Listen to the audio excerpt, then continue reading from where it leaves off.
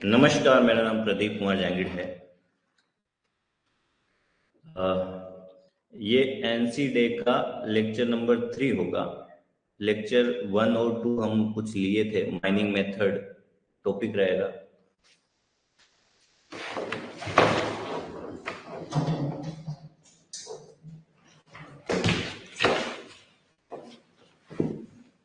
क्या मेरी आवाज़ आ रही है? Good good morning Mishra ji.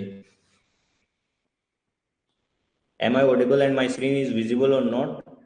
Please let me know so we can start our today's class.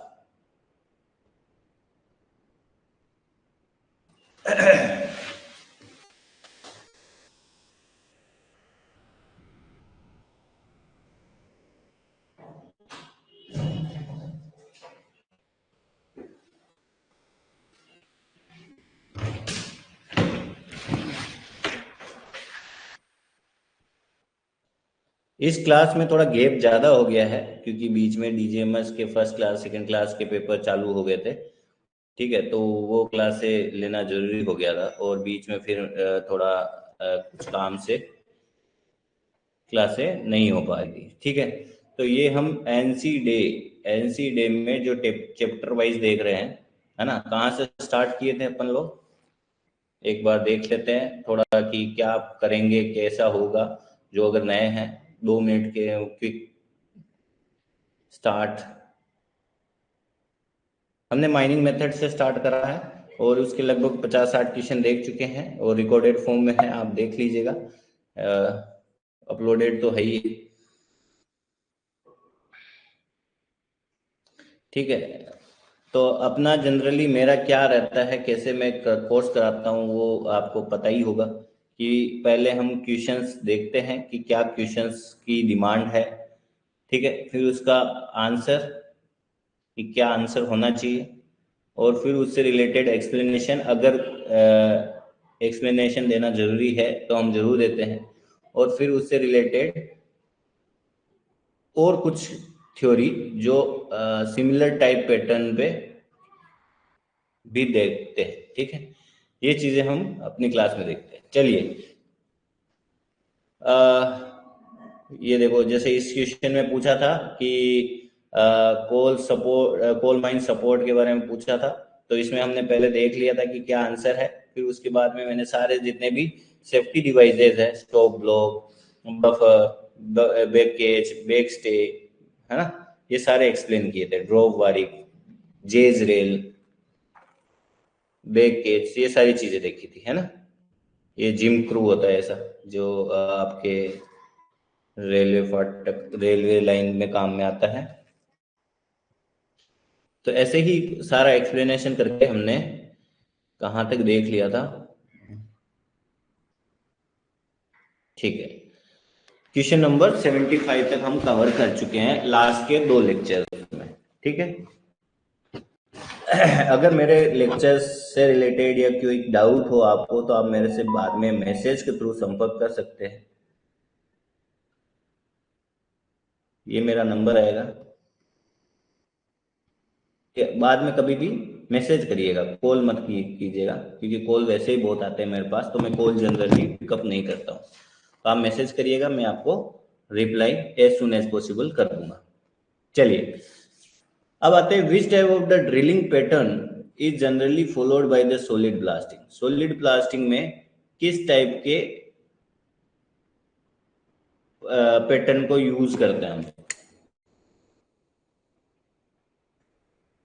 आप लोग पार्टिसिपेट भी कर सकते हैं, क्योंकि एनसी डे जनरली आप प्रिफर करते हो कोई चीज थ्योरी पढ़ी, उसके बाद में प्रैक्टिस के लिए भी फॉलो करते हो, है ना। तो जिसको आता है वो आपका कमेंट बॉक्स में आंसर भी लिख सकता है। तो जनरली सॉलिड ब्लास्टिंग में हम वेज कट यूज करते हैं। अभी 1-2 क्वेश्चन और ऐसे आएंगे तो मैं इसकी थ्योरी एक्सप्लेन वहां करूंगा, ये सारे प्रकार के कट वहां पे बात करेंगे अपन। ठीक है, वीओडी क्या होता है? वीओडी क्या होता है? वेलोसिटी, वेलोसिटी ऑफ डिटोनेटर होता है। तो क्या होती है वेलोसिटी ऑफ डिटोनेटर? किसकी प्रॉपर्टी होगी वीओडी? डिटोनेटर की थोड़ी होती है। एक्सप्लोजिव की होती है। ये नाम फुल फॉर्म नहीं पूछा है, इसने बोला कि वीओडी प्रॉपर्टी किसकी है, तो वो एक्सप्लोजिव में अपन, यार ये थोड़ा मेरे को कुछ, चलो ये थोड़ा कंफ्यूजिंग है, इसका मैं बाद में बताता हूँ आपको, इसको थोड़ा डाउट में लगाइए, ठीक है।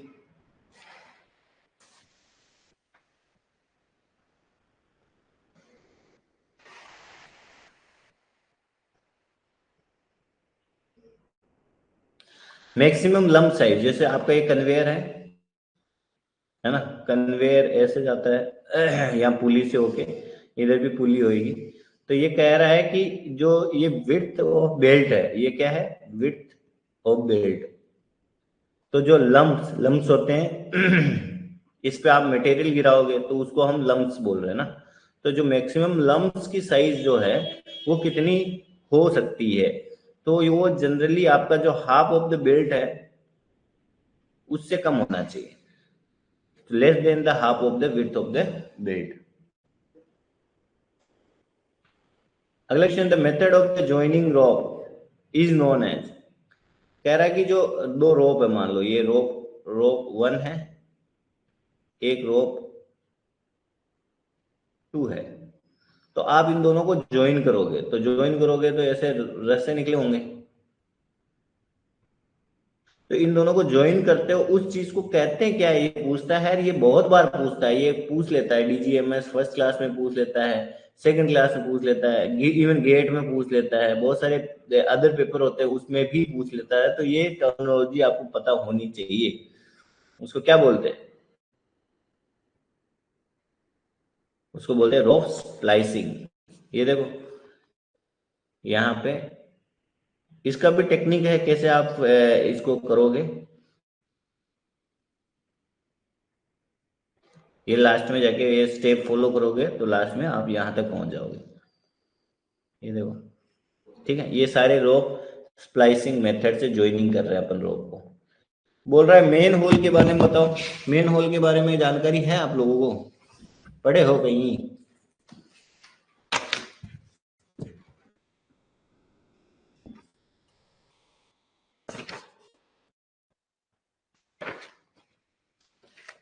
बताओ, आपका आंसर आना चाहिए फटाफट फटाफट।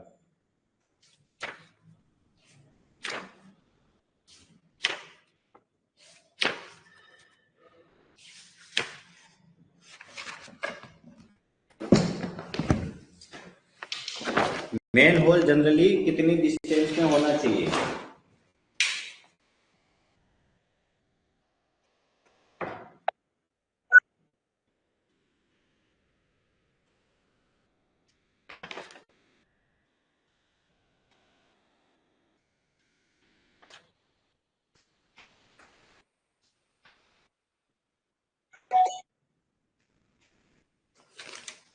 देखो मेन होल होता क्या है, पहले तो आपको पता, जैसे ये अंडरग्राउंड है ना, तो आपका अगर ये पासेज है तो ये पैसेज मैंने ये तो स्ट्रेट बना लिया, अब बहुत बार ऐसे इंक्लाइन भी रहता है, तो अगर आपका ये आदमी है, कोई आदमी है, नहीं आदमी नहीं बोलेंगे, अब महिला बोलेंगे, ये महिला है, इधर से आ रही है, ठीक है। तो अब इसी रोडवे में बहुत सारे व्हीकल गुजर सकते हैं, तो आप यहाँ बीच बीच में शेल्टर के लिए, कि कभी कुछ रोड पैसेज में कुछ हो एक्सीडेंट वगैरह तो ये महिला इसमें छुप जाए, तो इसलिए अपन मेन होल बनाते हैं, है ना। तो उसका विड्थ और उसकी साइज वगैरह क्या होती है बताओ। देखो इसकी जो हाइट होगी वो होगी 1.8 मीटर, ठीक है। इसकी जो डेप्थ है या चौड़ाई मान लो, पहले पहले चौड़ाई बात, जो चौड़ाई होगी वो होगी 0.75 टू 1 मीटर, और जो इसकी डेप्थ है अंदर की साइड, या जो डेप्थ है ऐसे मान लो आप, जो डेप्थ है वो कितनी होगी 1.2। तो ऐसे याद रखो 1.8 इंटू 1.2 इंटू 0.75 टू 1, ये 1 से कम क्यों होनी चाहिए, क्योंकि अगर ज्यादा चौड़ा हुआ तो आपका कोई भी इसमें भी जा सकता है, टब वगैरह इसमें जाके हिट कर सकता है, इसलिए इसको कम ही रखा जाता है, ठीक है। इसके अलावा आपको और क्या मेन होल के बारे में पता होना चाहिए, मेन होल कितनी दूरी तक व्हाइट वॉश होता है, तो जैसे ये मेन होल है तो इसके यहाँ तक, जैसे ये जो डिस्टेंस है 0.3 मीटर, इतना वाइट वॉश होना चाहिए, इतना ये एरिया वाइट वॉश होना चाहिए, जिससे कि दूर से ही पता चल जाए कि यहाँ पे मेन होल है। ठीक है, और क्या पता होना चाहिए कि अगर ग्रेडियंट, ये जो ग्रेडियंट है ना, ये वाला, इसको अपन ग्रेडियंट बोल रहे हैं ये, तो अगर ग्रेडियंट या आपका इंक्लिनेशन ग्रेडियंट अगर मान लो 1/6,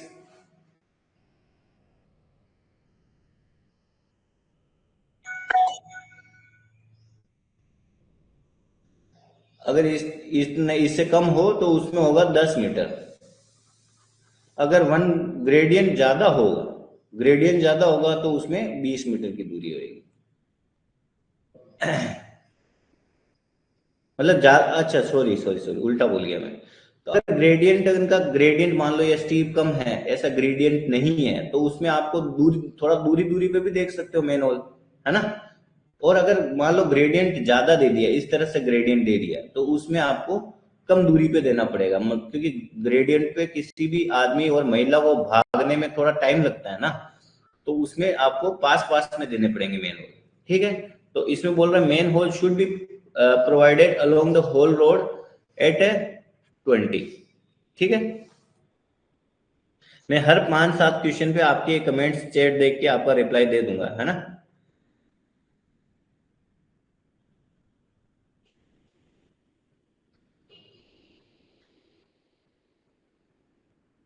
ब्रिज गोपाल जी 79।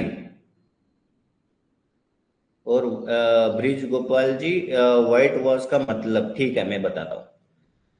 देखो RSSB फोरमैन का सिलेबस है क्या इसमें? देखो यार, ये NC डे है, ठीक है। इसमें आपके जितने भी CMR माइनिंग से रिलेटेड सारे क्वेश्चन हैं, सारी जगह काम तो आती है ये बुक। अब आप अपना, मैं NC डे कवर करवा रहा हूँ, है ना। मैं कल से चेक करके बता सकता हूँ कि आपके इसमें सिलेबस में है या नहीं है, अभी मेरे को जानकारी नहीं है, मैं अभी NC डे बुक कवर कर रहा हूँ, ठीक है। चलिए, पहला क्वेश्चन जो पूछा था कि ये जो व्हाइट वॉश क्या होता है। अरे भाई, जैसे मान लो कोई आपका दरवाजा है, ठीक है, आपने दरवाजा तो बना दिया, या मान लो आपने ये जगह तो बना दी, पर अगर आदमी यहाँ खड़ा है, अंडरग्राउंड में अंधेरा रहता है, दिखेगा कैसे? तो यहाँ क्या होता है, व्हाइट वॉश होता है। व्हाइट वॉश मतलब सफेद कलर कर देते हैं इधर 0.3 मीटर तक, तो ये दूर से दिख जाएगा बड़ी चीज की, यहाँ कुछ सफेद सफेद का चीज है, इतना एरिया दिख जाएगा, तो जब वो पास में जाएगा तो अंदर शेल्टर ले लेगा। ठीक है, ये तो हो गया व्हाइट वॉश।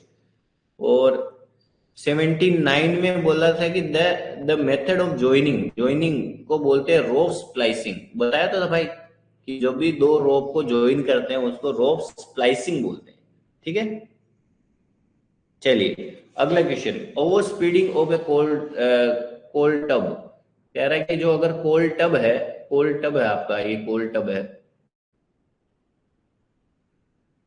कोल्ड टब है, अगर उसकी स्पीड बहुत ज्यादा हो गई, ये वी वेलोसिटी से बहुत ज्यादा जा रहा है, तो आप इसको रोकने के लिए क्या क्या करोगे? तो ये चीजें हमने पढ़ी थी ना यहाँ पे, कहाँ पढ़ी थी? ये देखो, ये सारे सेफ्टी डिवाइसेस पढ़े थे हमने यहाँ पे, ब्रेक, केज, जेज। तो स्टॉप ब्लॉक क्या करता है, बफर क्या करता है, केज क्या करता है, ये सारी चीजें पढ़ी है ना हमने।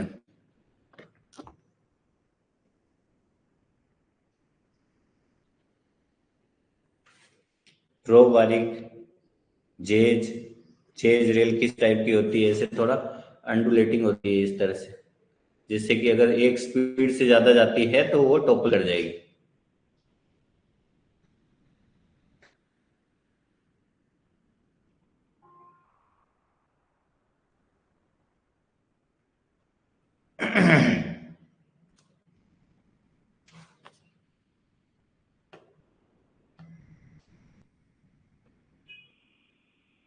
एक सेकंड के लिए मैं स्क्रीन ऑफ कर रहा हूँ, है ना।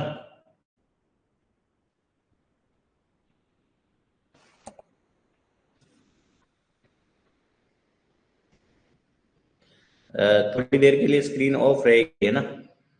तो ऐसा मत समझिएगा क्लास बंद हो गई।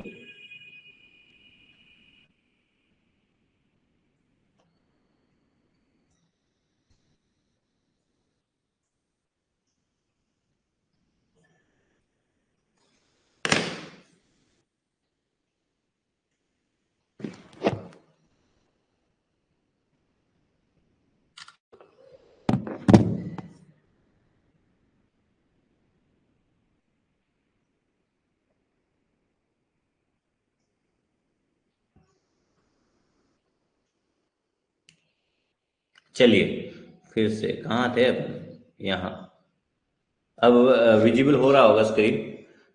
तो यहाँ हम क्या बात कर रहे थे कि इनमें से ओवर स्पीडिंग को रोकने के लिए क्या करते हैं, ये चीज हमने पढ़ी थी कि अगर मान लो इसको थोड़ा अंडुलेटिंग बना दोगे, आपके जो भी ट्रैक है ना, पहले ट्रैक इस तरह से था, स्ट्रेट था, उसको कुछ जगह पे ऐसे थोड़ा इस तरह कर्व दे देते हैं। कर्व देने का मतलब क्या है, अगर मान लो आपका टब जो इधर से आ रहा है, कुछ स्पीड से आ रहा है, मान लो इसकी स्पीड मान लो 5 मीटर पर सेकंड चाहिए, और वो 10 मीटर पर सेकंड से आ रहा है, तो वो क्या होगा, 5 मीटर पर सेकंड अगर उतनी ही स्पीड होती तो आराम से पास कर जाता, लेकिन अगर स्पीड ज्यादा है तो वो इसको पास नहीं कर पाएगा, इस कर्व को पास नहीं कर पाएगा, और यहाँ पे गिर जाएगा, टोपल कर जाएगा। ठीक है, तो ये क्या बोल रहा है कि ओवर स्पीडिंग को रिस्ट्रिक्ट करने के लिए क्या यूज में लगते हैं, तो वो जेज रेल को लगते हैं। जेज रेल समझ में आया, कर्व दिया जाता है आपके रेल ट्रैक को। ठीक है, अगला क्वेश्चन है कि इन द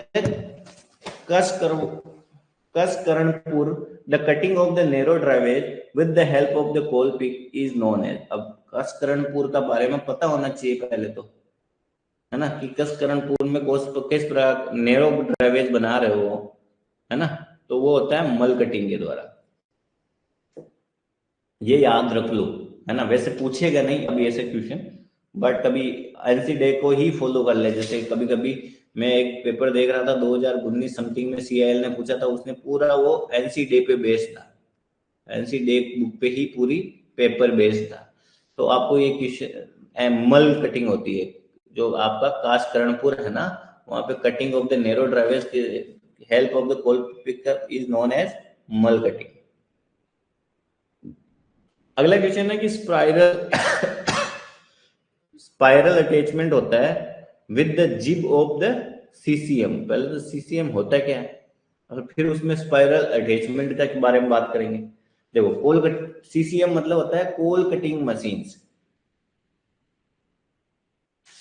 आजकल ये सीसीएम यूज नहीं होती है, एब्सोल्यूट हो चुकी है, ठीक है, पर इसका हिस्ट्री में बहुत इंपॉर्टेंट था। अब इतना नहीं है क्योंकि अब तो बहुत सारी मशीनें आ गई, तो उतना यूज में नहीं आता है। पहले क्या होता था, सीसीएम जो है कोल कटिंग मशीन, किसमें यूज होता था, आपके नीचे अंडर कट, मतलब जैसे मान लो ये आपका फेस है, तो नीचे अंडर कट दिया जाता था फ्री फेस बनाने के लिए, under cut, over cut, share cut, ये देने के लिए काम में लेते थे। अब इसमें भी बहुत सारे शॉर्ट वॉल सीसीएम था, लॉन्ग वॉल था, आर्क वर्क, इतना डिटेल से जाने का जरूरत है नहीं। अब इसमें कंस्ट्रक्शन क्या आता है, इसमें एक तो कोल कटिंग यूनिट होती है, दूसरा इसको पावर देने के लिए यूनिट होती है, एक उसको ट्रांसपोर्ट करने के लिए होलेज यूनिट होती है। तीन प्रकार का असेंबली होती है इसमें। तो अपने जीब के बारे में बात हुई कि जीब,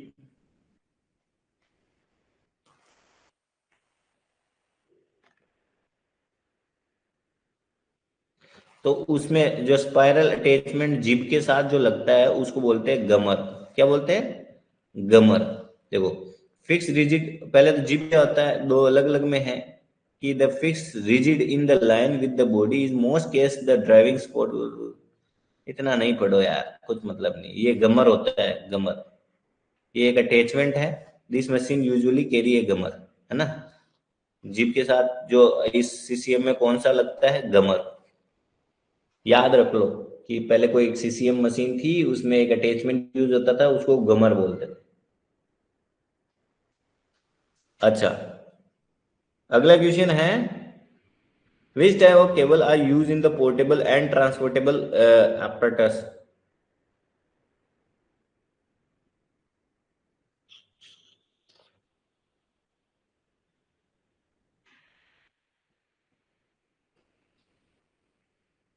ये केबल्स वाला भी आपके लिए होमवर्क है, इसको आप आज जाके देखिए, थोड़ा आज पूरा पढ़िएगा, जितनी भी प्रकार की केबल्स है उसके बारे में थोड़ा जानकारी लीजिएगा, है ना, कि इसके बारे में आपको क्या क्या पता करना है। ये मैं कल वापस डिस्कस करूंगा, ये जो दो क्वेश्चन छोड़े हैं ना कल, एक 79 या 78 कुछ था, और एक 84।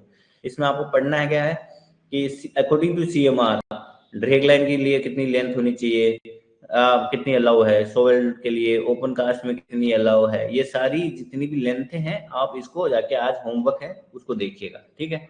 कल तो मैं डिस्कस कर ही लूंगा, ठीक है। अच्छा, अगला क्वेश्चन है कि in the hydraulic mining the coal pulp is carried by, जो कोल पल्प है ना वो किसके द्वारा लेके जाए, मतलब ढोया जाता है, उसको हम प्लूम्स बोलते हैं। जो हाइड्रोलिक माइनिंग में है ना, हाइड्रोलिक माइनिंग है ना, देखो यहाँ पे ये आदमी खड़ा है, ये दिख रहा होगा आदमी, ये आदमी खड़ा है, ये जेट है, वाटर जेट है, इससे ये इसमें मार रहा है और यहाँ कोल कटिंग हो रही है। ठीक है, ये कोल, इसमें दो प्रकार का जो हाइड्रोलिक माइनिंग होती है ना, उसमें दो चीज होती है, कटिंग भी होती है और ट्रांसपोर्ट भी होता है। तो जब कटिंग कर रहा होगा, कटिंग कैसे करेगा, आपका जो जेट होता है, प्रेशर जेट बोलते हो, प्रेशर जेट है जिसमें पानी का बहुत तीव्र गति से पानी आएगा और इसको कटिंग करेगा। ठीक है, और ये नीचे बह के आएगा। देखो ये the flumes flumes for the underground transportation of the coal lumps away the working face. यहाँ से लम्स को अपन अलग कर देंगे, थोड़ा इंक्लाइन बनाएंगे, ये यहाँ आ जाएगा, यहाँ फिर पंप वम्प लगाएंगे और ये प्लम्स है ना, यहाँ से इसके माध्यम से ट्रांसपोर्ट हो जाएगा और यहाँ से इसमें लोड हो जाएगा।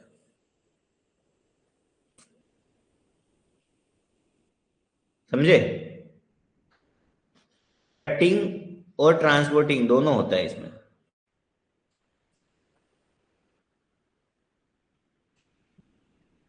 तो इसका आंसर क्या हो गया, in the hydraulic mining the coal pulps is carried out by plumes.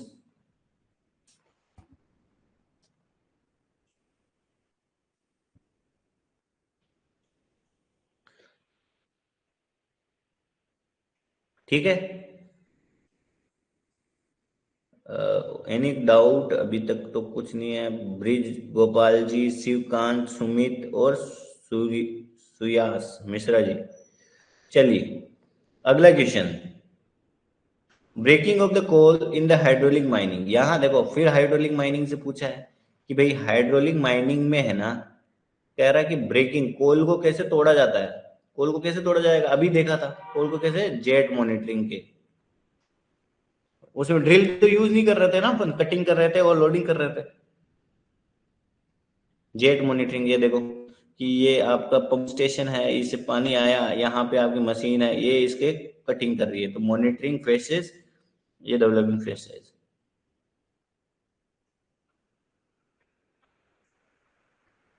ये यहाँ इस डायग्राम में देख सकते हो, यहाँ कटिंग हो रहा था, तो ये कटिंग जो हो रहा था, ये जो हेड है उसको बोल रहे हैं अपन जेट मॉनिटरिंग, जेट मॉनिटरिंग। तो breaking of coal is in the hydraulic mining with the jet monitoring. एक होता है सोटी रेज माइनिंग, ये नाम याद रख लो, और इसका दूसरा नाम क्या है वो भी याद रख लो। सोटी रेज माइनिंग क्या होती है, मतलब क्या, किसको बोलते हैं, वो इंटीग्रेटेड केविंग को बोलते हैं। किसको बोलते हैं, the recently development in the full सुटीरेज वर्किंग और इंटीग्रेटेड सब लेवल केविंग, इसको बोलते हैं इंटीग्रेटेड केविंग या इंटीग्रेटेड सब लेवल केविंग। तो ये याद रखिएगा कि सुटीरेज, अगर मैं प्रोनाउंस गलत कर रहा हूं तो याद रखिएगा, सुटीरेज माइनिंग को ही हम इंटीग्रेटेड केविंग बोलते हैं, इंटीग्रेटेड केविंग।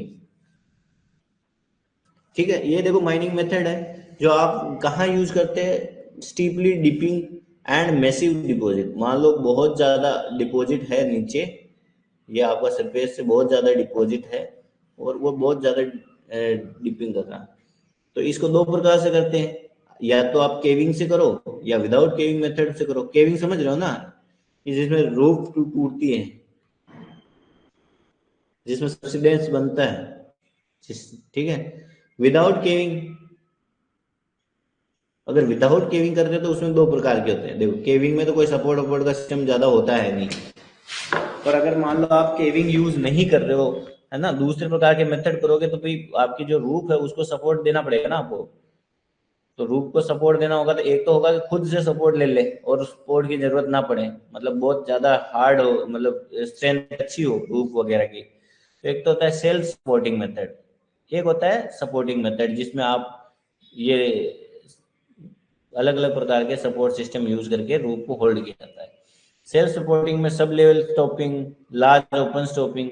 अगर सपोर्टिंग जिसमें सपोर्ट प्रोवाइड कराते हो उसमें देखो कट एंड फील मेथड हो गया, under cut and feel stopping हो गया, स्विंग के स्टॉपिंग हो गया, स्क्वायर सेट हो गया, ऐसे बहुत सारे अलग अलग मेथड अपन माइनिंग में पढ़ते हैं।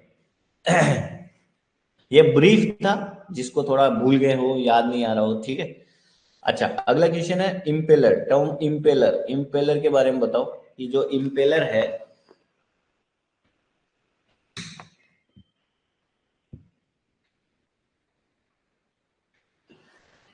इम्पेलर कहाँ यूज होता है?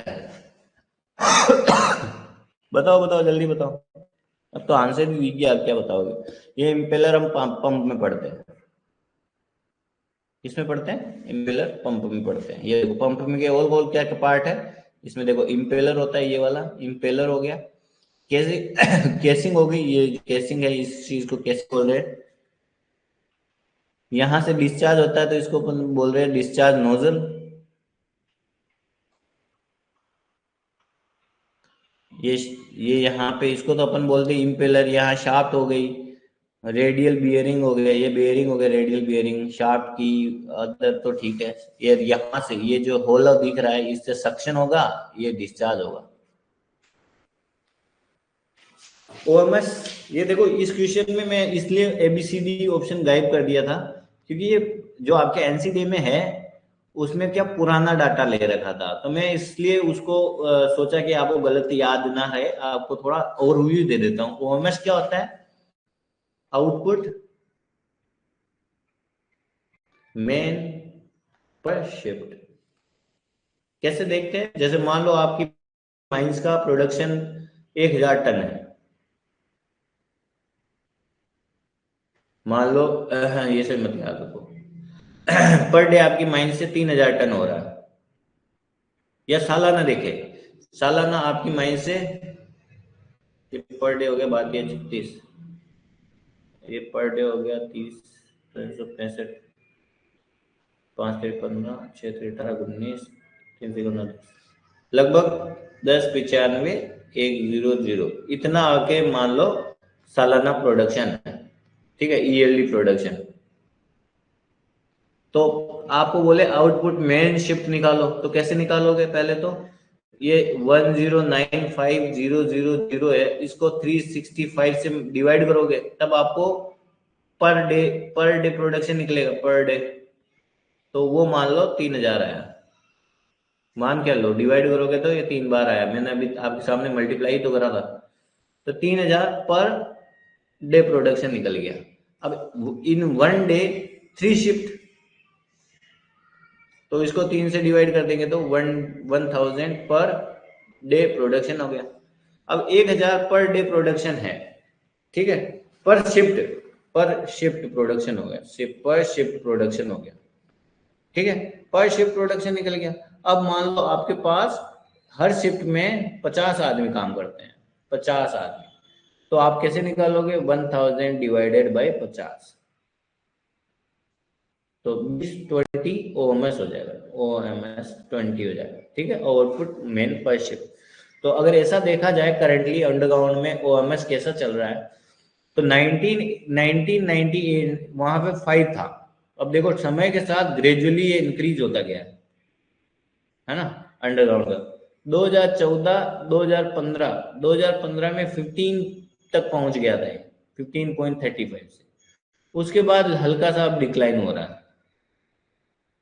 अब 16 17 में हम देखें तो 15, तो अगर एवरेज याद रखना पड़े तो 15 के आसपास ओएमएस चल रहा है, ठीक है। अच्छा, ये ओएमएस ओएमएस ओपन कास्ट का मैं बताया वो 15 के आसपास चल रहा है। ये जो नीला नीला दिख रहा है ये ओएमएस ऑफ ओपन कास्ट है। और यहाँ पे अपन को अंडरग्राउंड के बारे में पूछा है, तो अंडरग्राउंड का जो ओएमएस है वो देखो आप 0.5, 0.6, 0.6, 0.8, तो 0.8 के 0.8 0.7 के 0.7 से 0.8 के आसपास चल रहा है। अगर ये पूछ ले कभी, मतलब जनरल नॉलेज के बारे में बात कर रहा हूँ, चाइना और इंडिया में भी, चाइना और इंडिया, तो इंडिया का ओएमएस अंडरग्राउंड का कम होगा क्योंकि अपने यहाँ पे अंडरग्राउंड से कम प्रोडक्शन होता है, चाइना में अंडरग्राउंड से ज्यादा होता है। ठीक है, अगला क्वेश्चन है वो जब तक आप करिए, मैं जब तक आपके चैट बॉक्स देख लेता हूँ कि कोई कुछ पूछना चाह रहा है।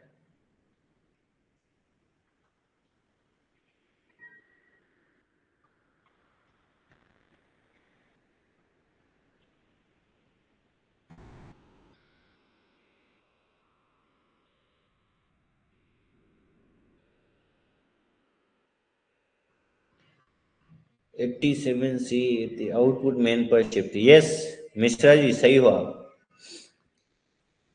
चलिए अगला question, cell as a immediate roof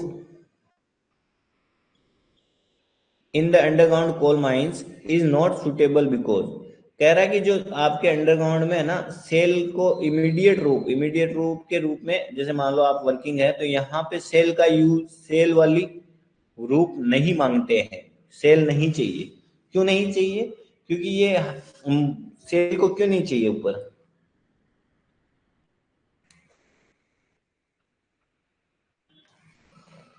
जो सेल होता है,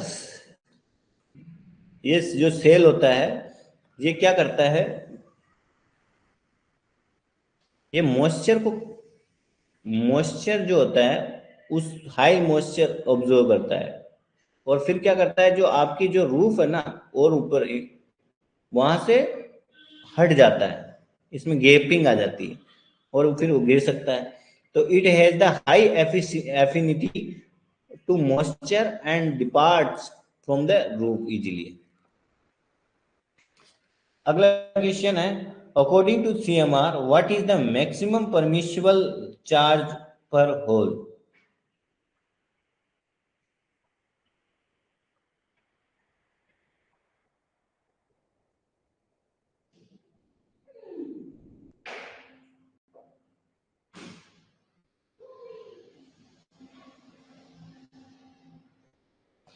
कह रहा है कि सीएमआर के अकॉर्डिंग कितना मैक्सिमम चार्ज होना चाहिए। सीएमआर के अकॉर्डिंग ये 565 ग्राम था। इसमें भी अलग अलग है, first degree, second degree, third degree, अलग अलग चीजें हैं। Which type of the drilling pattern is followed in the blasting gallery method? ये कह रहा है ब्लास्टिंग गैलरी मेथड है, पहले हमने एक पैटर्न एक देखा था सॉलिड ब्लास्टिंग में। सॉलिड ब्लास्टिंग में कौन सा पैटर्न था? उसमें था वेज, वेज कट, है ना। और ब्लास्टिंग गैलरी मेथड में कौन सा वाला था? ब्लास्टिंग में याद रखो कि रिंग पैटर्न यूज होता है। रिंग पैटर्न क्या ऐसा होता है कि अगर मान लो यहां से होल मार रहे हो तो इसी तरह रिंग से मारोगे।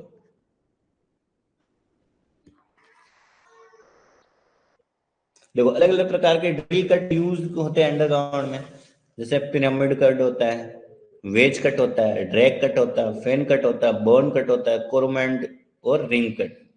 ठीक है। पिरामिड में तो क्या होएगा, ये आपका टॉप व्यू दिखा रहे हैं ना।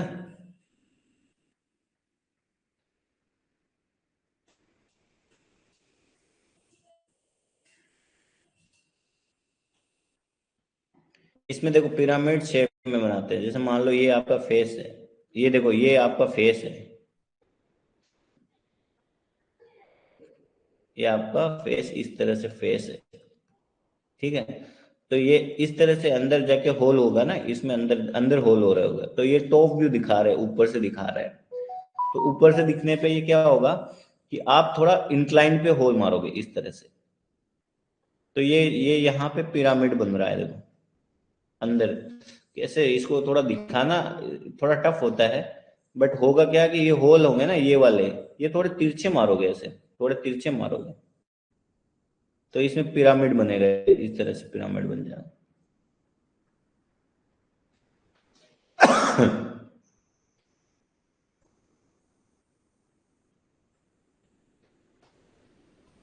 वेज कट में क्या होता है, देखो इसमें क्या होएगा कि इसमें वेज बनता है, वेज बनता है। इसमें क्या होता है, 2 या 4 पेयर के होल है, वो आप इस तरह से मारोगे कि वेज बने, यहाँ पे पिरामिड बने।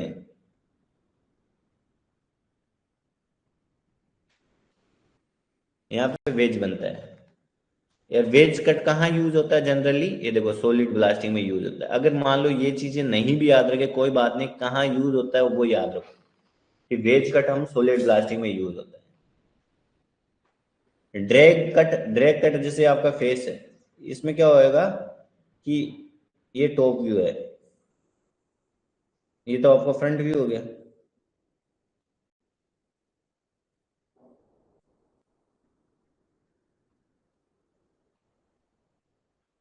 तो आपने ये एक ऊपर मारा ऐसे होल, फिर एक थोड़ा इंक्लाइन पे मारा, फिर इंक्लाइन पे मारा, फिर इंक्लाइन में मारा, और फिर ये से मारा। तो this type of the use to laminated rock, कहाँ यूज होता है, ये लेमिनेटेड रॉक में यूज होता है। ड्रैग कट कहाँ होता है, लेमिनेटेड। ये कहाँ स्मॉल क्रॉस सेक्शन में यूज होता है।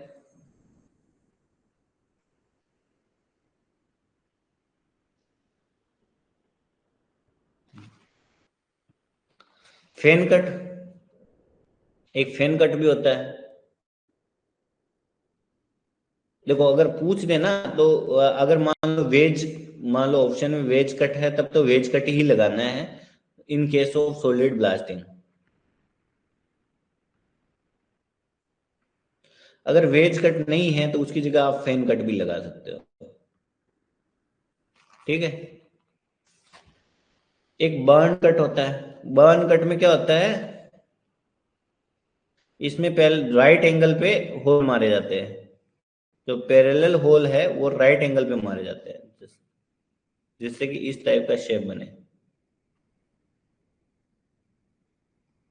पहले एक सेंटर होल बनाएंगे जिससे फ्री फेस मिले, जिसको चार्ज नहीं करेंगे। फिर साइडों में चार्ज कर, ये यहाँ होल मारेंगे, फिर यहाँ होल मारेंगे, यहाँ होल होल होल, फिर यहाँ होल मारेंगे। ये सेंटर का तो इसी तरह से रहेगा, इसको बोलते हैं बर्न कट।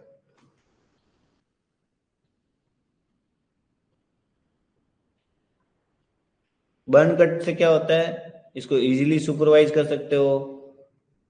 ये ड्रिप की साइज पे डिपेंड करता है। एक होता है कोरोमेंट, कोरोमेंट कट, कोरोमेंट कट। कोरोमेंट कट में इस टाइप का शेप दिया जाता है।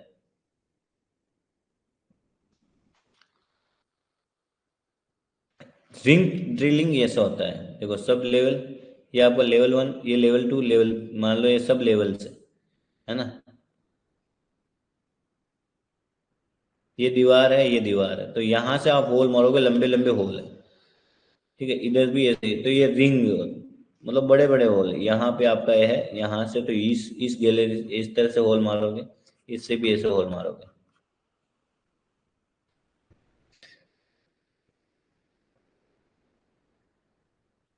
इसमें क्या, होल तो सब लेवल से मार देंगे, बट जो आप ब्लास्ट करोगे वो नीचे के लेवल से करोगे। तो बोल रहे हैं कि remove from the sub level below से। इसको vertical ring drilling, that hole are drill in the vertical plane like the fan to break the vertical plane face. चलिए और भी अलग अलग प्रकार के, square cut, diagonal cut, rectangle, V cut, staggered V cut. ये देखो स्क्वायर कट इस तरह से होता है, वी कट में जो वी शेप बनाते हो आप। इसमें वी में भी अलग अलग है, वी कट, वी, वी के भी अलग अलग पार्टीशन है, V1, V2, V3। तो इतना डेप्थ में जाने का जरूरत है नहीं, क्योंकि अपन एनसीडी के न्यूमेरिकल मतलब मल्टीपल मल्टीपल क्वेश्चन कर रहे हैं। मैं बस आपको हिंट दे रहा हूँ कि इस तरह से आपको कट्स के बारे में थोड़ा डिटेल से पता करना है। ऐसा नहीं कि बस बुक के ऑब्जेक्टिव वाली पढ़ के चले गए, फिर बोलो कि मेरे तो 5 नंबर कम पड़ गए, 10 नंबर कम पड़ गए। तो वैसी वाली गलती नहीं करनी है। कोई टॉपिक देख रहे हो तो उसका पहले डिटेल पढ़ो, फिर बाद में न्यूमेरिकल्स भी, ये जो थ्योरी है या थ्योरी के बाद में क्वेश्चन पे आओ। और अगर क्वेश्चन साथ में कर रहे हो तो उसकी थ्योरी भी वापस देखो, वाइस वर्सा। ओके, कंटिन्यूअस सीम है, 2 सीम में काम कर रहे हो, तो वो दोनों कितनी दूरी पे होना चाहिए? In the continuous stream of working the two stream must within the कितनी रेंज होनी चाहिए? 9 मीटर। 9 मीटर कितना? 9 metre. What should be the water requirement of the hydraulic mining method? अभी हाइड्रोलिक माइनिंग मेथड देखा जिसमें अपने jet देखा, है ना, प्लूम्स देखा, प्लूम्स भी हाइड्रोलिक माइनिंग से रिलेटेड ही। तो बोल रहा है कि कितना, अगर डीप, अगर आपका 45 डिग्री से ज्यादा है तो कितना आपको वाटर रिक्वायर्ड होगा?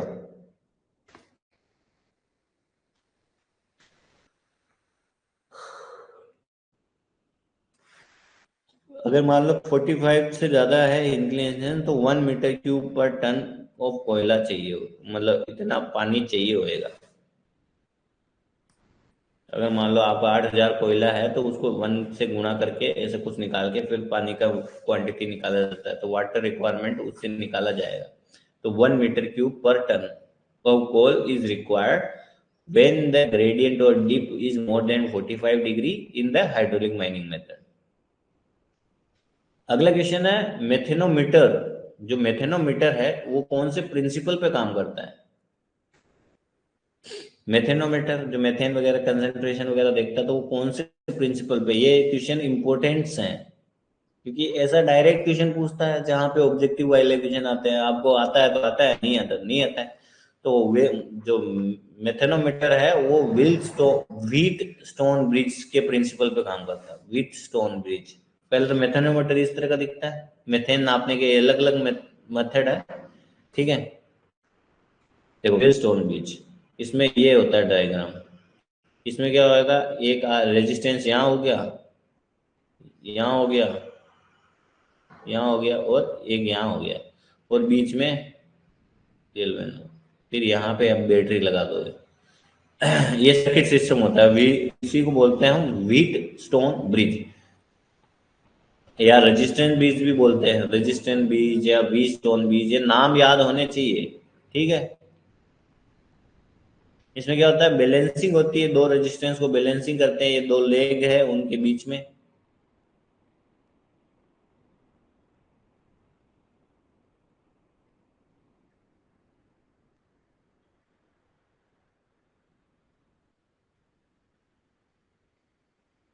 इसमें क्या होता है कि आप एक अननोन अननोन रेजिस्टेंस देते हो,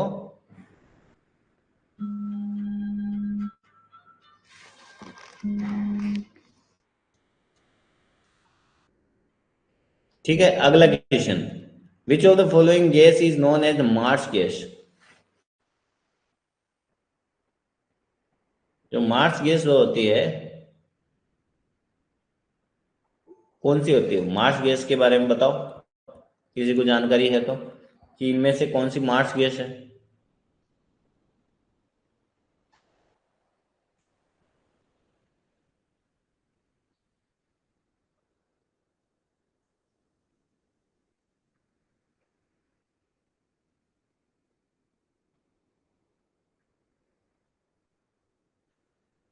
देखो इसमें भी तो फेन कट में दिया है, फेन कट लिमिटेड में भी दे रखा है, दिखाया तो था।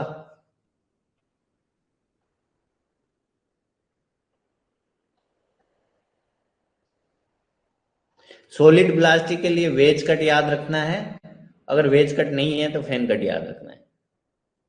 दोनों ही यूज हो सकता है, यहाँ पे भी दे ही रखा है।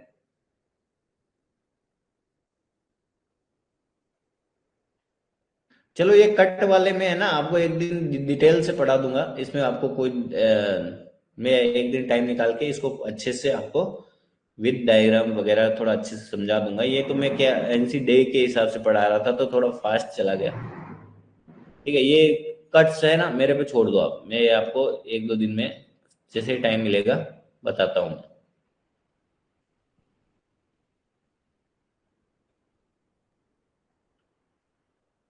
चलिए मार्च गैस के बारे में बताओ।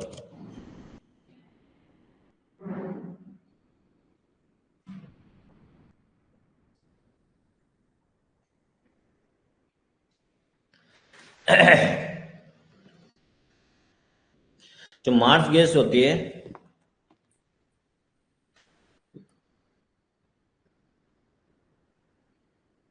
किसको बोलते हैं? CH4। CH4 को मार्स गैस बोलते हैं। CH4 को मार्स गैस बोलते हैं। तो यही याद रखने हैं। आप इसको मेथेन से मेथेन मेथेन कर रहे हो और वहां पूछ रहे मार्स गैस बताओ, तो आपको ये तो पता होना चाहिए ना, इसको मार्स गैस भी बोलते हैं। ठीक है। तो मार्स गैस, ये अब CH4 के बारे में देखो, इसमें क्या होता है, ये C होता है, हाइड्रोजन ऐसे होते हैं, इनके बीच में एंगल वगैरह कोई नहीं पूछेगा, इसकी लेंथ कोई नहीं पूछेगा, ये ऐसे दिखाने के लिए अच्छा लगता है इसलिए मैं डाल दिया हूँ फोटो। बट पूछेगा कोई नहीं, आपको नाम याद होना चाहिए, मार्स गैस, CH4। अगला क्वेश्चन है, which gas is the synonymous with the white dam? कह रहा है कि व्हाइट डैम, देखो ये नाम मार्स गैस, व्हाइट डैम के बारे में बताओ, व्हाइट डैम कौन सा होता है? White dam, fire dam, black dam, ये सारी चीजें हैं ना भाई।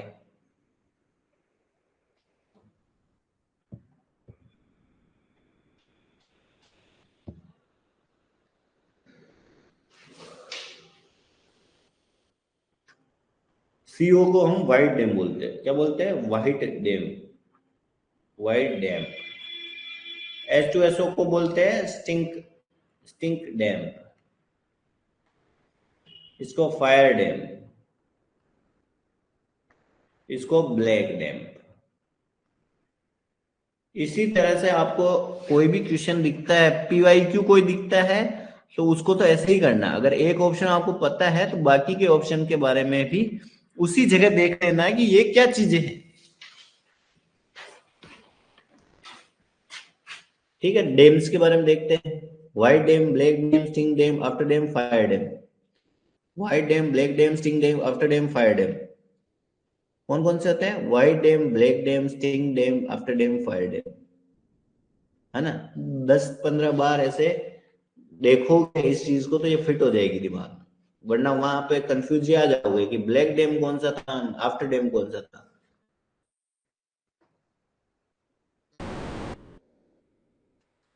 देखो व्हाइट डैम होता है CO,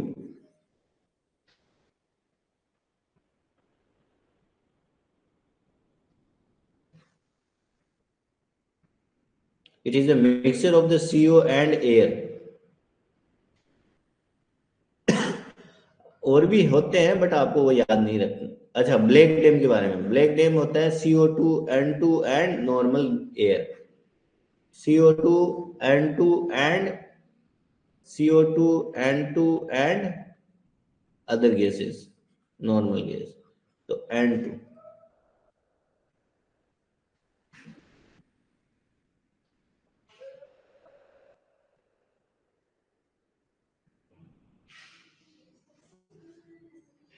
इस वाले ब्लैक डैम से सफोकेशन होता है।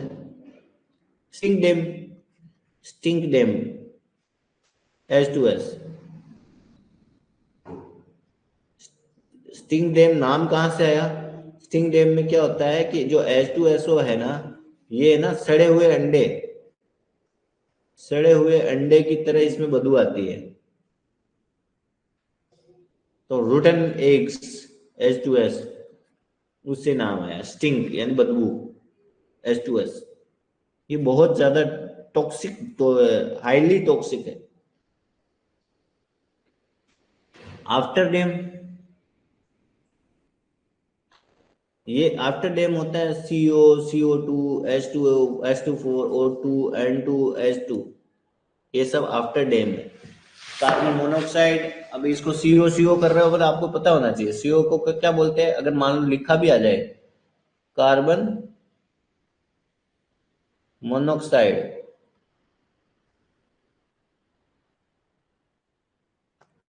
CO2, carbon dioxide.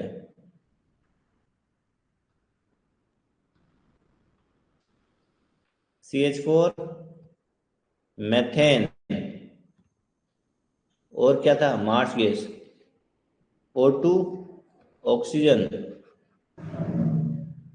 N2 nitrogen, H2 hydrogen. तो ऐसे थोड़े बहुत नाम पता होने चाहिए।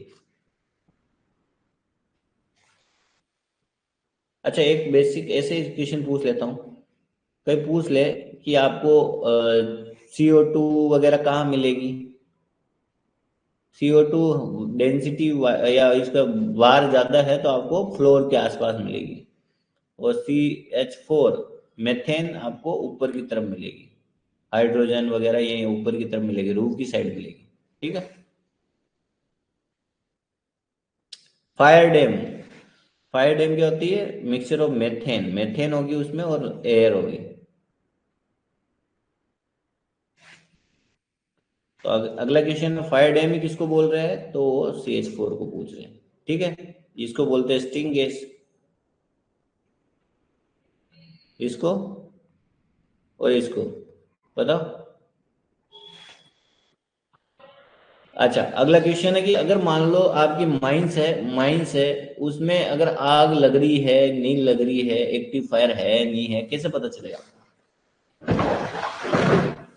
भाई आप, या तो आप में से बहुत सारे माइनिंग इंजीनियर होंगे, या बहुत सारे एग्जीक्यूटिव होंगे, या बहुत सारे सुपरवाइजर, या माइन सरदार, माइन ओवरमैन सब होंगे, तो माइनिंग में तो काम कर ही रहे हो ना, अगर माइनिंग की चीजें पढ़ रहे हो तो आपको पता तो होना चाहिए ना अंडरग्राउंड में कहीं आग लग गई है नहीं लगी है, कैसे पता चलेगा वो चीज।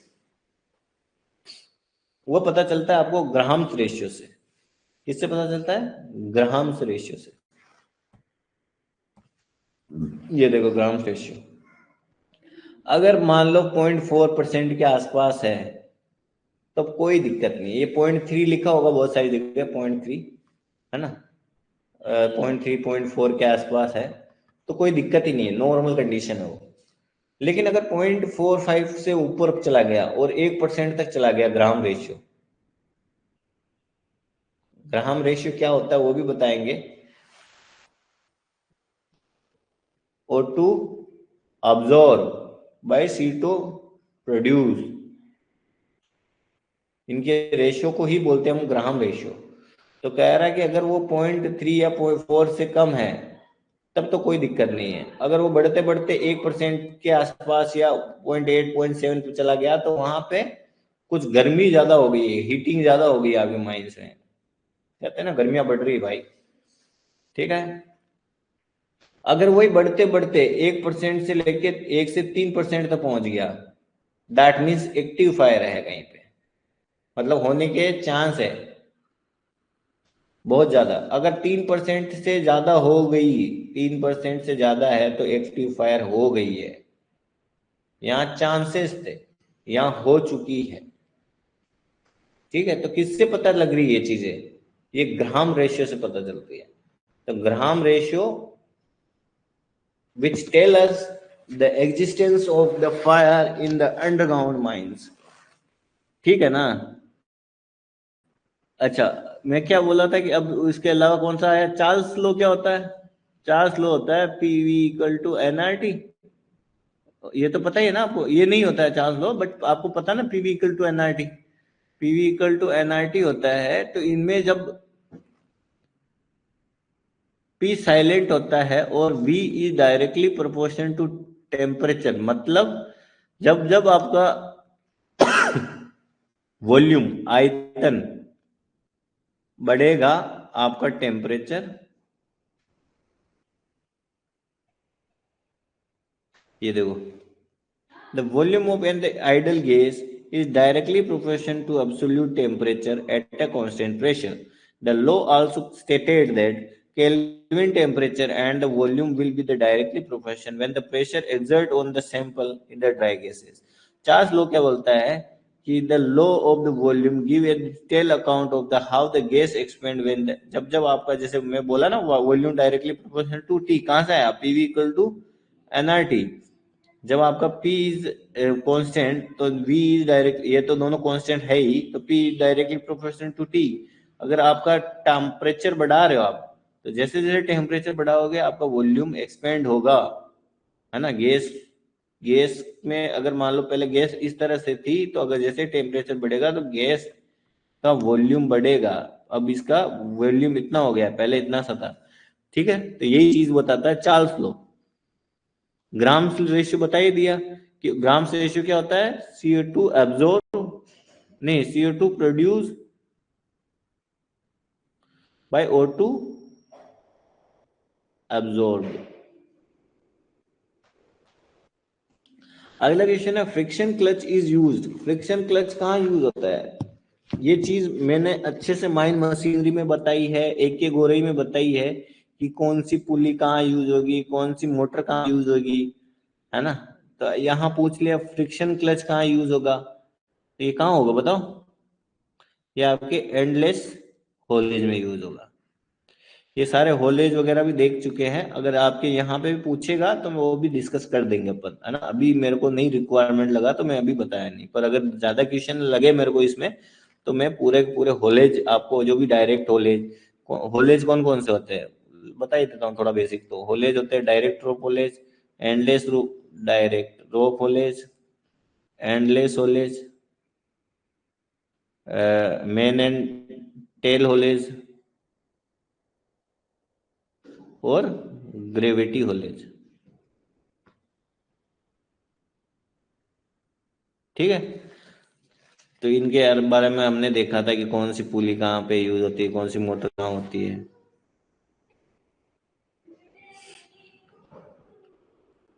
तो फ्रिक्शन क्लच कहाँ हो रहा है? Endless haulage.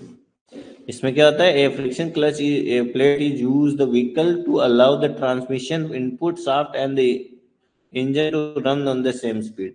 इसमें क्या होता है? द क्लच डिस्क प्रेशर, इसमें ये कल कल देगा, यहाँ पे आपकी जो शाफ्ट होगी और यहाँ पे आपकी ड्राइविंग पुली होगी, तो ये अगर ये रोटेट हो रहा है तो फ्रिक्शन क्लच यहाँ जब भी लगेगा तो इसको भी रोटेट करा देगा।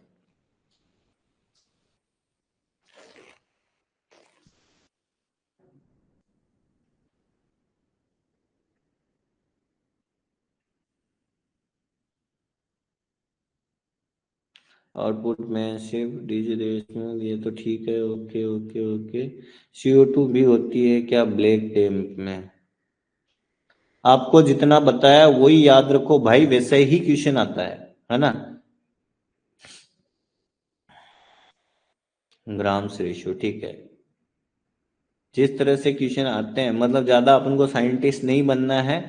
मैं कह रहा ना, मेरे को अगर कोई बोल दे कि एनजी डेट से अगर क्वेश्चन आ रहे हैं किसी पेपर में, मैं आंखें मीच, मतलब आंखें तो मीच लूंगा तो पढ़ूंगा कैसे, उस चीज को रट लूंगा। और माइनिंग में तो बहुत कम बुक्स है यार, एक एक एक और ही हो गई। अगर मान लो आपके गेट की तैयारी भी कर रहे हो तो एक तो एक एक और ही होगी, 3 बुक डीजे देशमुख की होगी। अगर आप ये चीजें अच्छे से करके चले जाओ तो आपके टॉप में रैंक के चलती है ना। और ये एनसी डे है, अगर थ्योरी की क्वेश्चन ज्यादा चाहिए तो एनसी डे हो गई। हम लोग तो यही तीनों चीजें पढ़ के गेट में अच्छी अच्छी रैंक ले आते थे। और इसमें तो डीजे देशमुख पहले ये पढ़ लेते थे फिर इस पे जाते थे, अगर ज्यादा टाइम होता तो डीजे देशमुख और एक और ये भी पढ़ लेते, है ना। तो इतनी कम बुकों में आपको चांसेस है कि अच्छी से जॉब लग सकती है, अच्छे से रैंक आ सकती है, अच्छे से मतलब फर्स्ट क्लास और डीजे वो सेकंड क्लास वगैरह इजीली निकल सकता है। चलिए अगले क्वेश्चन में आते हैं। In the second degree gassy mines the velocity of the air measured at the maximum span of the long wall face. बताओ।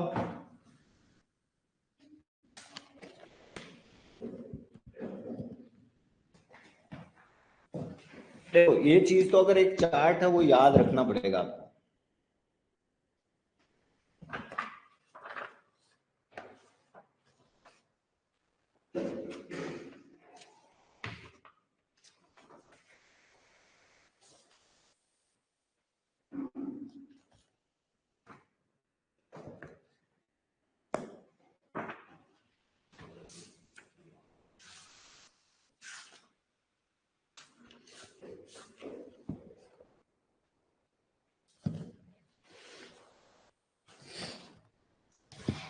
कौन सा चार्ट की बात कर रहा हूं मैं? कि अगर मान लो फर्स्ट डिग्री और सेकंड डिग्री हुआ तो उसमें 3 चीज याद रखनी है आपको। पहला हुआ कि अगर मान लो, ये देखो ये आपका फेस है लॉन्ग वाल का,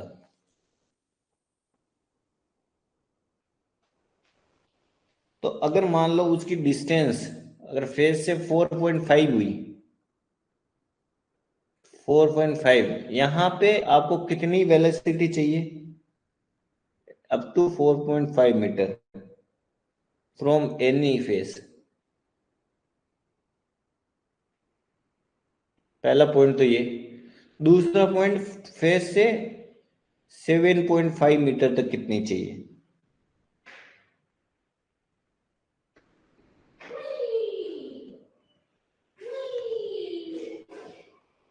ठीक है।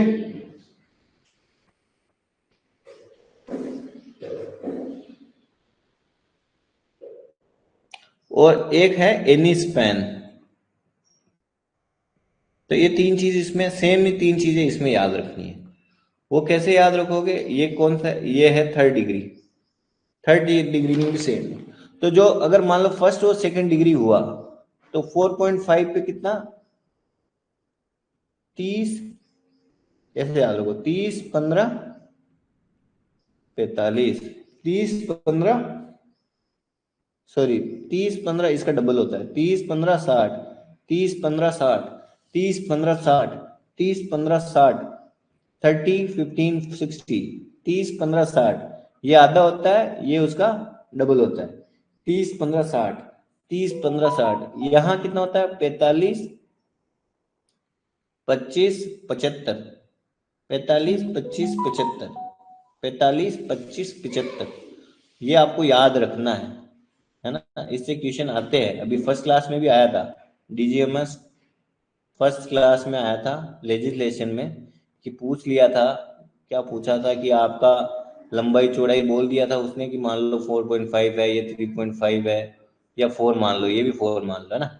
बोल दिया था कि कितना चाहिए, ऐसा कुछ क्वेश्चन था। उसको 60 से मल्टीप्लाई करके कुछ निकालना था। तो यहाँ पे अपन को क्या बोला? सेकंड डिग्री गैसीय सिम है। Velocity air measure maximum span, maximum span ये हो गया।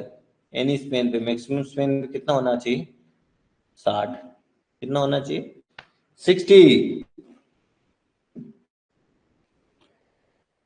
समझे? तो ये चार्ट याद रखना है। तो इससे आपको ये सारी चीजें निकल जाएगी। अब आप वहां केवल ये 60 रट के जाओगे, या फिर अगली बार पूछिए कि 7.5 पे बताओ, थर्ड डिग्री पे बताओ, तो वो चीजें याद होनी चाहिए। अगला question, permissible limit of the respirable concentration of the coal dust should not be more than, बताओ कितनी, कितने से ज्यादा नहीं होनी चाहिए? Permissible limit of the respiratory concentration of coal dust 3 milligram per metre cube से ज्यादा नहीं होनी चाहिए। Not more than 3 milligram per metre cube. कौन सा कोस्टिलियर, मतलब सबसे ज्यादा महंगा, ये बहुत महंगा स्टॉपिंग मेथड है। तो इनमें से सबसे ज्यादा स्टॉप कौन सा मेथड है? बहुत महंगा वाला है, square set. Square set costlier stoping method है।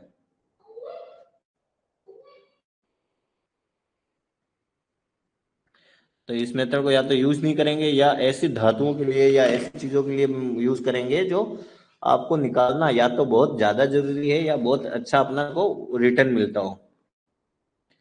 अगला आ जाओ। VCR is a modified version of, VCR का फुल फॉर्म पता होना चाहिए, है ना? वीसीआर, ये भी होमवर्क आपका। वीसीआर क्या होता है? ठीक है, पूछ लेता है बहुत बार, डायरेक्ट क्वेश्चन आता है। चलिए, वीसीआर के बताओगे कौन किसका, आपको मॉडिफाइड वर्जन किसका है? जो आपका सब लेवल है ना, उसी का ये अपग्रेडेड वर्जन है VCR. As per the mine rescue shelter के बारे में बताओ,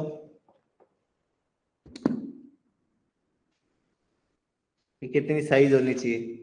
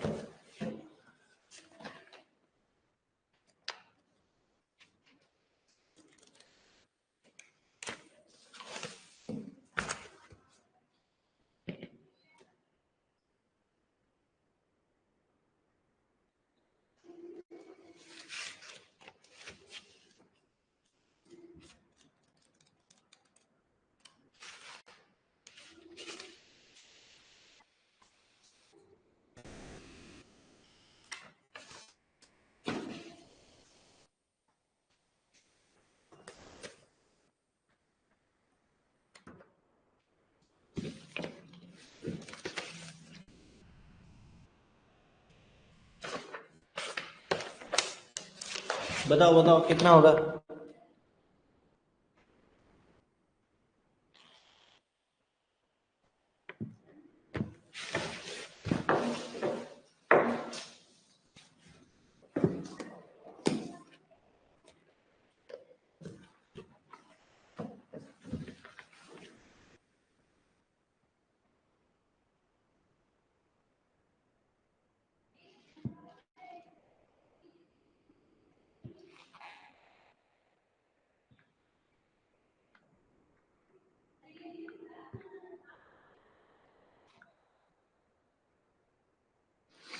शेल्टर का जो फ्लोर एरिया होता है वो होता है स्क्वायर 14 स्क्वायर मीटर। देखो इसमें बहुत सारी चीजें, जैसे मान लो आपका कहाँ कहाँ पहुंचता है ये फ्लोर एरिया। एक तो जैसे केज में जा रहा है तो अब ये सीएमआर में देखोगे आप, सीएमआर 2017 में लेजिस्लेशन में, क्योंकि वहां पे एक केज में कितने आदमी बैठते हैं, है ना, वो तो मैनेजर डिसाइड करता है। एक आदमी के खड़ा होने के लिए कितनी 0.2 मीटर स्क्वायर इतना एरिया चाहिए होता है, तो यहाँ पे ये एक तो ये इम्पोर्टेंट है। दूसरा क्या है कि फ्लोर एरिया ऑफ शेल्टर, जो शेल्टर होता है उसमें फ्लोर एरिया तो वो 14 स्क्वायर मीटर होता है, वो याद रखना है 14 स्क्वायर मीटर। ठीक है। और कहाँ याद रखना है, एक होता है फर्स्ट एड रूम वाला, फर्स्ट एड रूम वाला उसमें कितना स्क्वायर मीटर चाहिए होता है, वो इम्पोर्टेंट है। फिर और क्या पूछता है, और क्या पूछता है, और क्या पूछता है, हाँ जो मेन होल है उसका एरिया 1.8, 1.2, 1.2 एंड 0.75 to 1, है ना, ये पूछता है, ये याद होना चाहिए। तो ये इंपॉर्टेंट चीजें हैं, ये तो पता होनी चाहिए। यहाँ पे पूछ रहा है शेल्टर का कितना होना चाहिए, तो 14 स्क्वायर मीटर होता है। अगला question, for what depth of the coal seam from the surface the distance between the centre to, तो इसके लिए एक चार्ट होता है वो आपको याद होना चाहिए। इस पे क्वेश्चन आते हैं, आपके गेट में भी आते हैं, आपके फर्स्ट क्लास सेकंड क्लास में भी आते हैं। तो आप ये नहीं कह सकते कि मेरे को ये नहीं पढ़ना, ये मेरे सिलेबस में नहीं है, मैं क्यों पढ़ूं। नहीं पढ़ना मत पढ़ो भाई, जो पढ़ेगा वो आगे निकल जाएगा।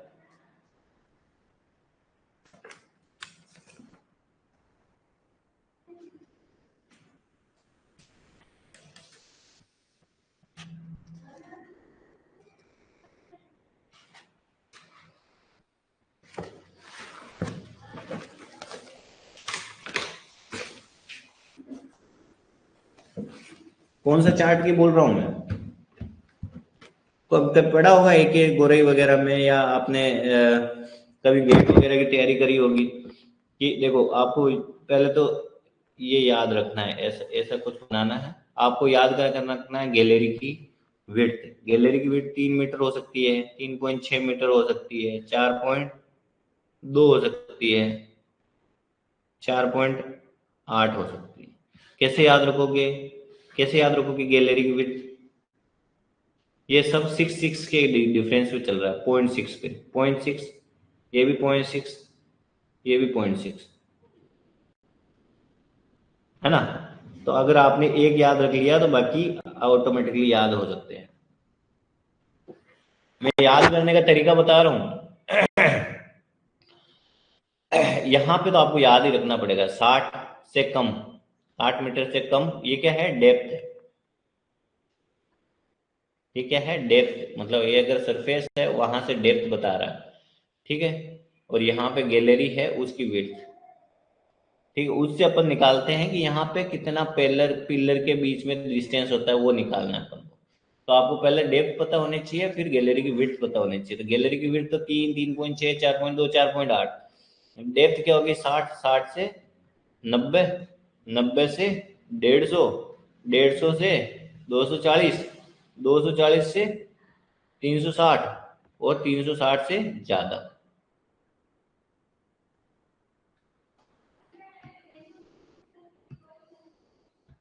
ठीक है। अब याद रखने का इसके अंदर, ये तो आपका पैरामीटर है, जैसे नहीं बोलते कि ये अगर आपका ग्राफ है तो इसमें वेलोसिटी, ये रेजिस्टेंस है, इसके बीच में ग्राफ आई और आर वी के बीच में ग्राफ बना हो, तो ये तो वी और आर हो गया, अंदर का याद रखना है। तो ये पहले पॉइंट याद रखना 12।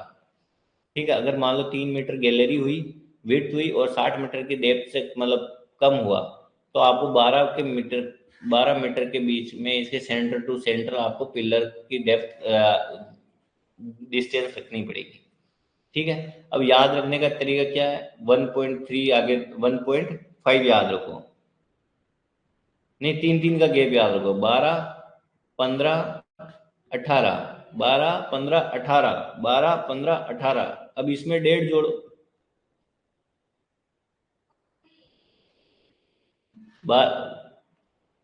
19.5, अब इसमें 1.5 जोड़ो 13.5, फिर 3 का गैप, ये हो जाएगा 16.5, एक 19.5, इसमें 1.5 जोड़ो 21, इसमें ये उतार दो 16। मैं पहले एक बार लिख देता हूँ फिर समझाता हूँ, पता नहीं कितनों को याद रहेगा, बट अगर जिसको याद रख लिया, क्योंकि मैंने 2-3 लोगों को रटवाया था, उनको अच्छा लगा, तो आपको भी रटवा देता हूँ कैसे बनाना है।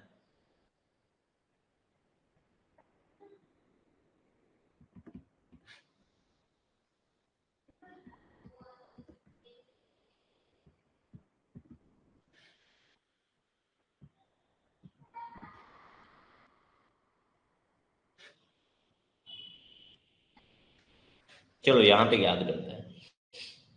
देखो आपको ये चीज तो याद रखनी है, 3.6, ये तो देखो 3 याद रखा तो 0.6 से याद रख लोगे, 3.6 4.2 4.8, 60 90 150 240 360, ये भी हो जाएगा।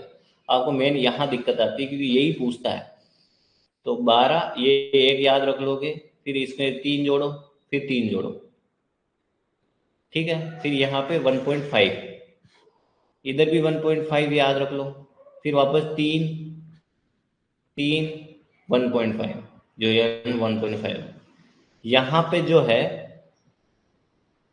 सेकंड जगह ये जो है वो यहाँ उतर गया, फिर 3 फिर 3, यहाँ पे भी 3 ही याद रख लो, क्योंकि डेप्थ जैसे जैसे डेप्थ जाएगी आपके बीच की जो पिलर टू पिलर है उसकी बात कर रहे हो, तो इतना भी याद रह गया तो आपका बहुत हद तक क्वेश्चन सारे सोल्व हो जाएंगे। तो अब देखो इसमें क्या पूछ रहा है कि अगर 4.8 मीटर, तो 4.8 मीटर की आपकी गैलरी है और 45 से लेस, तो मतलब ये वाला केस, तो उसमें कितना आपकी मतलब पिलर से पिलर के बीच में कितना बोल रखा है 45। इस वाले क्वेश्चन थोड़ा टफ वाला था, इसमें पूरे की पूरी टेबल आपको आती है तो आती है, नहीं आती है तो नहीं आती है।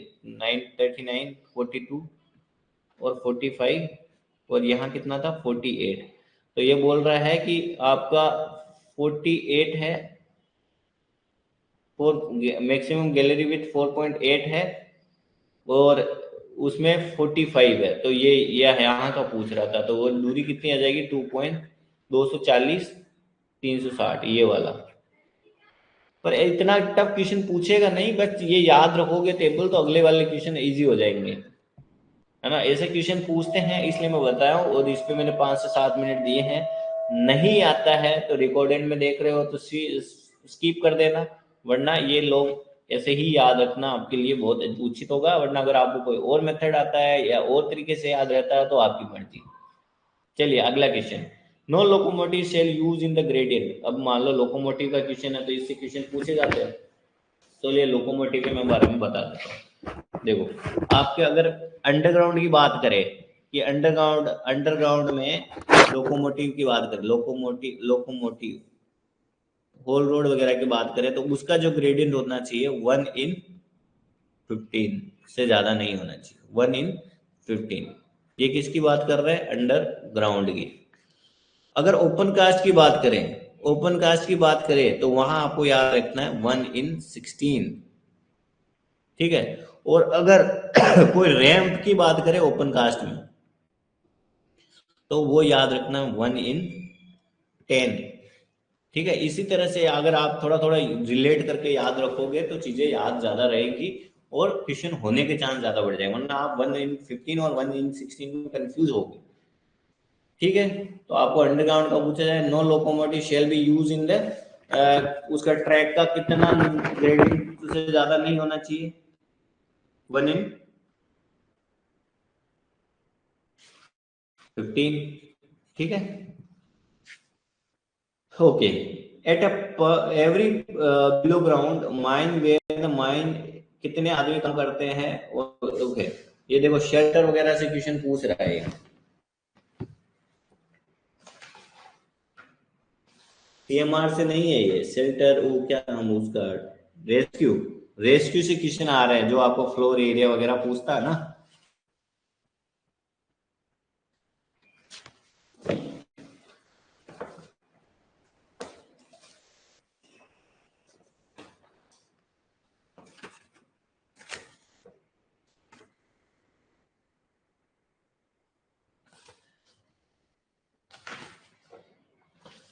बताओ बताओ कि अगर मान लो कितने आदमी आपके अंडरग्राउंड में काम करते हैं, तब आपको एक रेस्क्यू रूम बनाना पड़ेगा।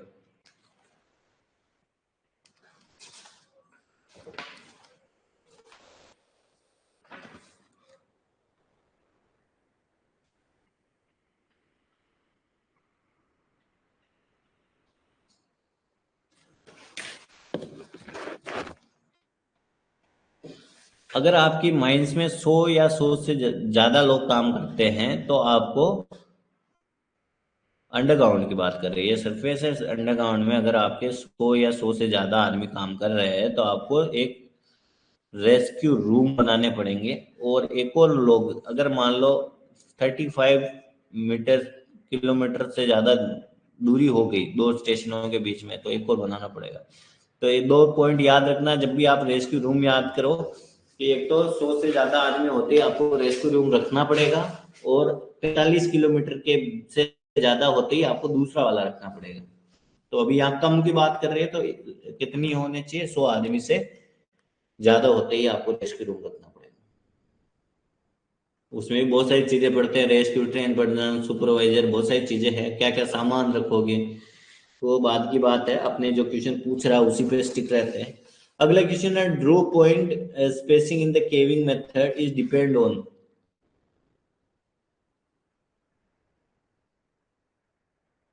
जो ड्रॉ पॉइंट है ना, ड्रू पॉइंट ऐसा होता है ना, ये आपका ऊपर होगा, ड्रू पॉइंट होंगे ऐसे, बहुत सारे ड्रू पॉइंट होते हैं। तो यहाँ से आपका कॉल, ब्रोकन कॉल इससे नीचे गिरता है, इस तरह से लम्स यहाँ पे स्टोर होते हैं। तो बोल रहा है कि जो Drew point spacing in the caving method depend on, तो जितना ये ब्रोकन कॉल है इसका साइज क्या है उस पर मैटर करता है। देखो स्टोप, स्टोप का तो नहीं, स्टोप तो आप ब्लास्ट कर दियो, उस पर तो कुछ डिपेंड नहीं करता है, मैकेनाइजेशन भी नहीं, area of influence of the वो भी नहीं। ये तो सब ऊपर की बातें कर रहे हैं, अपन को नीचे से फर्क पड़ रहा है कि यहाँ जो स्पेसिंग है वो आपकी साइज में मैटर कर रहा है, तो size of the ore broken पे। अगला क्वेश्चन है, देखो आईईआर के अनुसार फ्लेक्सिबल जो केबल है use in the portable and transport, देखो इस क्वेश्चन में बोल दिया ना फ्लेक्सिबल केबल, जो मैं वो 78 क्वेश्चन छोड़ा था जिसमें ऑप्शन थे आर्मर्ड केबल, फ्लेक्सिबल केबल, तो उसमें कौन सा आंसर हो जाना चाहिए, फ्लेक्सिबल केबल। कल देख लेंगे वापस, पर ठीक है। मैं पूछा था, मैं बोला भी था कि ये होमवर्क है, कि कितना कितना आपको मीटर की लेंथ की आपको वायर चाहिए, वो याद रखना है ना। ये भी क्वेश्चन कल ही डिस्कस करेंगे। तो एक साइड 84 छोड़ा था, एक 78, और ये वाला 110। अगर क्वेश्चन, 3 क्वेश्चन छूटे थे, जो भी नंबर है वो कल डिस्कस करेंगे अपन। याद करके आना, पढ़ के आना इस चीज को, कि कितनी कितनी दूरी के पे, मतलब कौन कौन सी मशीन पे कितनी कितनी केबल आप यूज कर सकते हैं, ड्रैग लाइन पे, बकेट व्हील एक्सकेवेटर पे।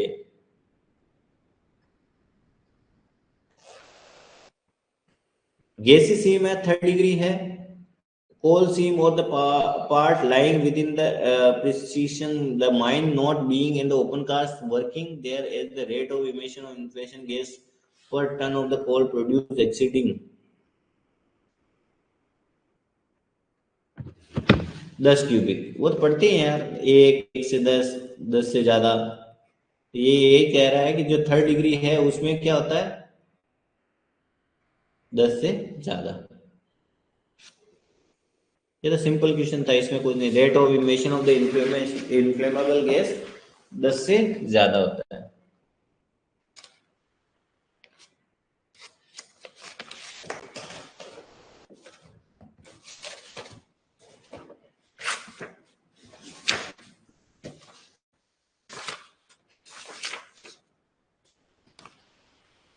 अगला क्वेश्चन है कि every part of the underground mines which is not naturally wet और the which is not isolated by the explosion the proof the stopping the treated within the incombustible dust having the not more than the following percentage of the free silica।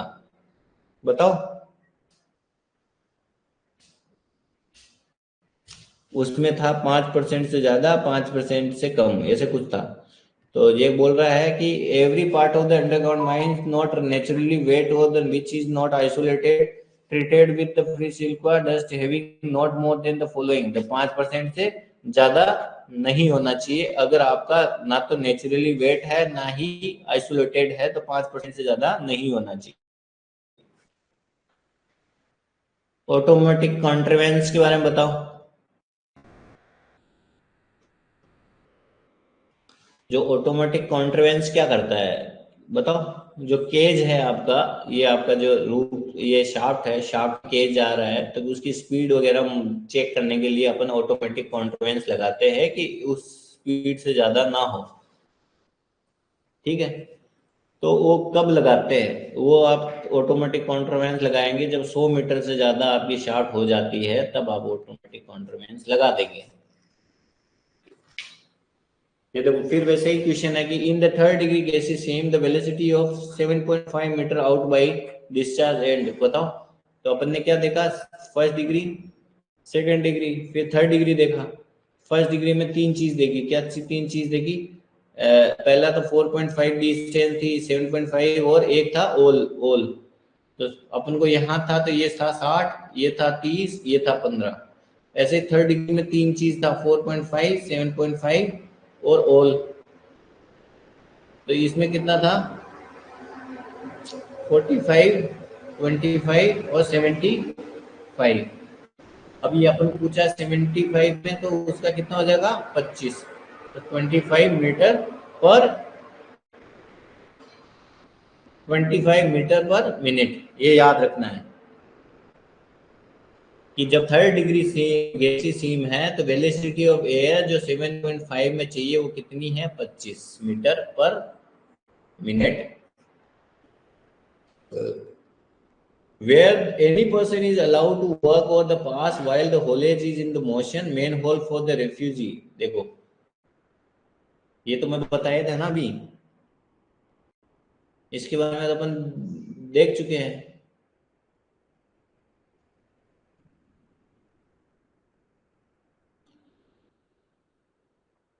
बोल रहा है कि main whole के बारे में अपन ने क्या देखा? अगर ग्रेडियंट कम है तो उसमें आपकी जो मेन होल की बीच की दूरी 20 मीटर हो सकती है। अगर ग्रेडियंट ज्यादा है तो उनके बीच की दूरी 10 मीटर होनी चाहिए। उसकी आपने चौड़ाई देखी 1.8, मतलब ऊंचाई देखी 1.8, चौड़ाई देखी 0.75 to 1, डेप्थ देखी 1.2, व्हाइट वॉश होना चाहिए 0.3, है ना। और एक और क्या है, एक और पॉइंट क्या मिल गया है कि अगर मान लो आपका होलेज है वो मोशन में है तो उनके बीच की दूरी होनी चाहिए 10 मीटर।